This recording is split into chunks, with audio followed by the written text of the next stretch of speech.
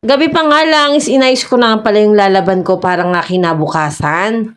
Ito nga at sinusort ko na nga yung mga pinuti ang uniform ni Daddy, saka nga pala yung mga damit ng anak ko na mga pinutian din. Gantong magbababad ako is inaagahan ko nga rin talaga ang paglalaba parang mabilis rin akong makatapos. Medyo marami nga pala akong lalaban for today's video. Bukasan naman, paggising ko is agad ko na nga palang isinalang sa washing at pagka-washing ko nga is ibinabad ko na nga rin agad-agad sa may sabon na Ariel. Pagkababad ko naman ng ilang oras is kukusutin ko naman sila at babanlawan na nga rin. Siyempre, ito nga dinadowny ko na nga para nga medyo mabango-bango na nga rin kasi nga wala nga pala kaming dryer.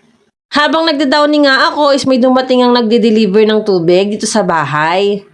At napatayo ako, pagbalik ko naman is kumuha nga muna ako ng kutsinta dun sa may mesa namin kasi nga medyo ginugutom na nga rin ng mami Roan nyo. Totoo lang is nakasalang nga rin pala yung ulam kong adobo na niluluto ng mga oras na yan. Siyempre, multitasking tayo habang naglalaba is nagluluto ang mami Roan nyo. Eto nga, naluto na nga pala yung adobo para sa pananghalian namin. At maya-maya pa nga, pagkatiktik nga ng mga damit na nalabang ko, is sinampay ko na nga rin sila agad-agad. Siyempre, pagod na naman ang mami Roan nyo.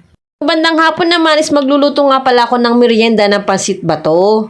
Dahil nga may nagbigay sa amin ng pansit bato, kaya nga eto, for the luto na nga ang mami Roan nyo. Pwede ko nga ng ingredients is nagisa na nga rin ako agad-agad nitong mga bawang sibuyas. Sobrang dali nga lang pala nito lutuin at napakabilis lang talaga. Pag-isa ko nga is nilagyan ko na nga rin pala ito ng tubig, mga 3 baso ata yung nailagay ko. Siyempre hindi mawawala ang toyo at saka paminta at siyempre yung pampasarap talaga, yung magic sarap. Kapag ganito ay hihintayin lang natin kumulo at kapag kumulo na nga is pwede na nating ihulog yung pansit bato.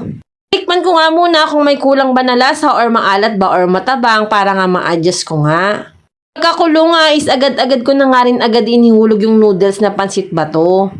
Ating nga lang pala yung luto ko kasi medyo mahilab to kapag nga nailuto na.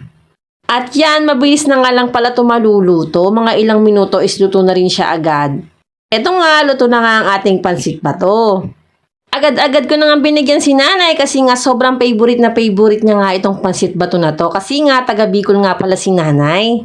Siyempre, sumandok na nga rin pala ako ng para sa akin kasi nga medyo nagugutom na rin ng mami Roan nyo.